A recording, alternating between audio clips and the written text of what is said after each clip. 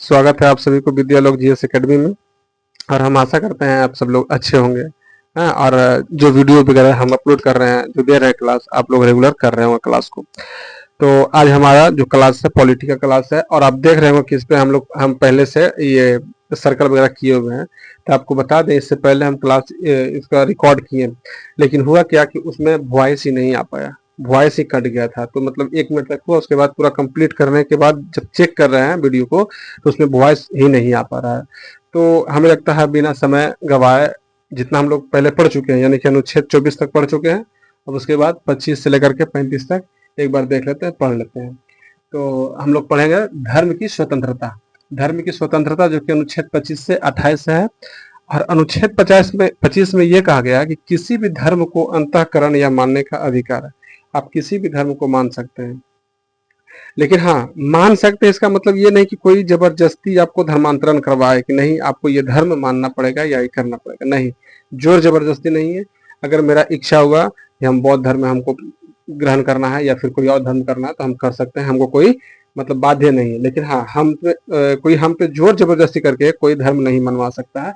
हाँ, फिर उसी तरह देखा जाए तो अनुच्छेद 26 पे क्या है कि धार्मिक कार्यों का प्रबंध करने का स्वतंत्रता है। कोई भी धार्मिक कार्य हो, कोई भी धर्म में, हाँ, उससे जो कार्य हो उसको प्रबंध करने का आपको स्वतंत्रता दिया गया है। आपको किसी भी तरह के बाध्यकारी नहीं किया जाएगा। फिर उसी प्रकार देखा जाए तो अनुच्छेद 28 में किसी विशिष्ट धर्म में कर अदाय के लिए बाध्यकारी नहीं है। जैसे आप जानते हैं कि महावीर मंदिर में बहुत सारा दान में दिया जाता है, डोनेट किया जाता है।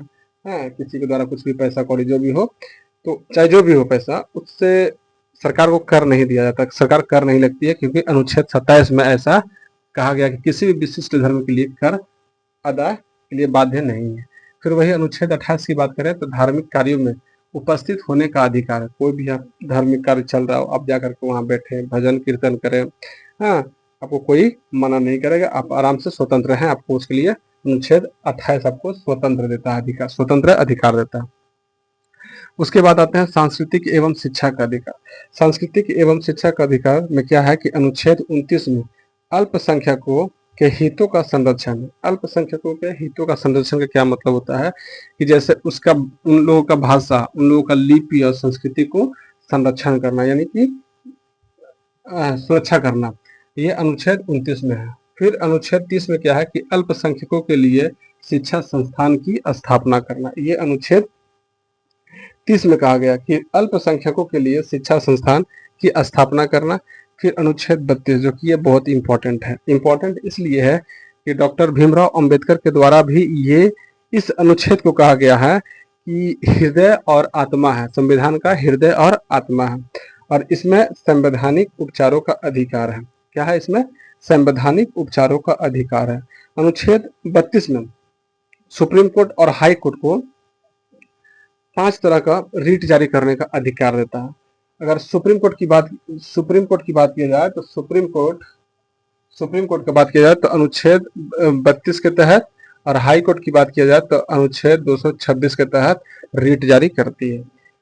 उसके बाद देखा जाए कि जो अनुच्छेद 32 है अनुच्छेद 32 के तहत ही सुप्रीम कोर्ट को यह अधिकार दिया गया है कि मूल अधिकारों को सुरक्षा रखने, यानी सुरक्षा करने की गारंटी देती है। इसीलिए अनुच्छेद 32 को डॉक्टर भीमराव अंबेडकर के द्वारा उसे आत्मा की संज्ञा दिया गया। अब देखें कि ये रीट इसमें कौन कौन सा है, तो 5 प्रकार के रीट है। कौन? तो एक बंदी प्रत्यक्षीकरण, जिसका शाब्दिक अर्थ होता है सशरीर पेश करना। इसका मतलब क्या है?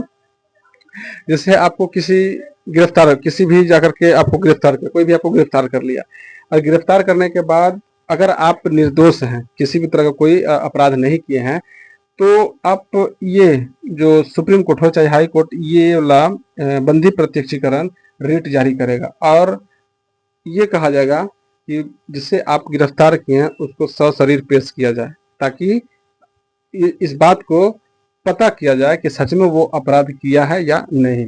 तो बंदी प्रत्यक्षीकरण का मतलब समझ गए होंगे। फिर होता है परमादेश, हम आदेश देते हैं, हम आदेश देते हैं।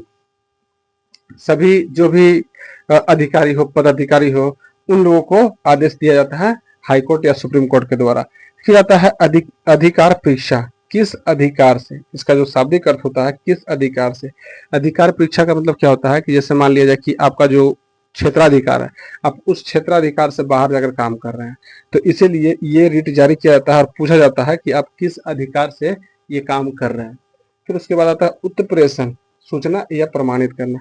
ये जो हाई कोर्ट होता है, सुप्रीम कोर्ट को या सुप्रीम कोर्ट के नीचे वाला जो सदन बोल रहे हैं, जो कोर्ट होता है, वो सूचना या प्रमाणित करने का काम करता है, बल्कि ये उत्प्रेषण जारी किया जाता है। उसके बाद आता है प्रतिषेध। प्रतिषेध का मतलब होता है रोकना। रोकना का ये रोकना कहाँ कब जारी किया जाता है, तो जैसे जो है सुप्रीम कोर्ट है, तो सुप्रीम कोर्ट को ये अधिकार है कि फांसी दिया जाए, मतलब फांसी दे सकता है उनको, मतलब उसको अधिकार है। लेकिन हाई कोर्ट को ये अधिकार नहीं है। लेकिन फिर भी हाई कोर्ट फांसी देने के लिए अगर फांसी दे रहा हो, तब वहां पे प्रतिषेध किया जाएगा सुप्रीम कोर्ट के द्वारा कि ये मतलब नहीं कर सकते। तो यहाँ पे जो प्रतिषेध है, रोकना है, ये उसी समय जारी किया जाता है। फिर उसके बाद देखा जाए अनुच्छेद 33 में कि सैनिक बलों को जो अधिकार दिया जाता है वो प्रतिबंधित किया जाता है। सैनिक बलों का जो अधिकार है वो प्रतिबंधित किया जाता है। फिर उसके बाद देखा जाए तो अनुच्छेद 34 में मतलब किसी भी क्षेत्र में अगर मार्शल लॉ लागू होने पर जो मूल अधिकार है उसको प्रतिबंधित किया जाता है। किसका? तो सैनिक बलों का, पुलिसकर्मियों का, इन सबों का।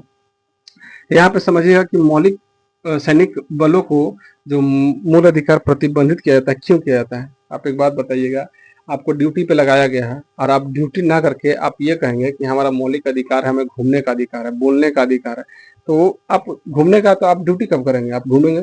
इसीलिए यहाँ पे यह अधिकार दिया जाता है संसद को, ये संसद के पास अधिकार है। हाँ, प्रतिबंध किया जाता है मूल अधिकारों को। 34 में भी वही बताएं। 35 में क्या है कि कुछ मूल अधिकारों का प्रभाव। तो हम आशा करते हैं कि जितने भी ये अनुच्छेद बताए हैं और इससे पहले जो बता चुके थे, आप लोग वो बढ़िया से देख रहे होंगे और याद कर रहे होंगे। और ये चैप्टर बहुत अच्छे से कंप्लीट हम लोग किए हैं, जो कि मूल अधिकार बहुत इम्पोर्टेंट और बहुत ही ज़रूरी ये सब्जेक्ट, ये चैप्टर था हम लोगों के लिए। चाहे कोई भी एग्जाम हो, छोटा से लेकर बड़ा तक, ये हमेशा इसमें से क्वेश्चन आता है। तो हम आप लोगों से फिर से एक बार यही कहेंगे, जितने सारे भी जो अनुच्छेद है, सभी अनुच्छेद को याद करने की कोशिश करें। और आज क्लास हम लोग यहीं तक रोकते हैं। फिर जब अगली क्लास आएगा तो राज्य के नीति निर्देशक तक, और आप एक चीज देखेंगे, हम सीक्वेंस से पूरा 1 से लेकर के आज 35 तक, 1 से लेकर के 35 तक अनुच्छेद को कंप्लीट कर चुके हैं। उसके बाद 36, 37, 38 उसी तरह से आगे बढ़ाते चलेंगे। तो आज के लिए क्लास को हम यहीं पे रोकते हैं। तो दोस्तों, आप लोगों से गुजारिश है, क्लास को देखें और लाइक शेयर कमेंट जरूर करें और शेयर करें अपने दोस्तों के पास, क्योंकि आप लोगों के लिए हम रेगुलर प्रयास करते हैं कि आप लोगों को क्लास कभी ना रुके। और आप गर्मी देख पा रहे हैं किस तरह का गर्मी है, लेकिन खैर ये मैटर नहीं करता है कि कितना क्या गर्मी है। मेरे लिए सबसे जो ज़्यादा जरूरी है, पहले ये क्लास रिकॉर्ड करना, चाहे जितना भी गर्मी हो। तो इसी उम्मीद से आप सभी लोग जुड़े हैं, और हम भी आप लोगों से बस इतना ही कहेंगे कि मेरा चैनल को लाइक, सब्सक्राइब और वीडियो पे कमेंट जरूर करें। और अगर आप लोगों को साउंड क्वालिटी हो, चाहे और कुछ भी अगर सजेस्ट करना चाहे तो आप कर सकते हैं। हाँ, तो आज के लिए इतना ही। जय हिंद, जय भारत दोस्तों। चलिए मिलते हैं।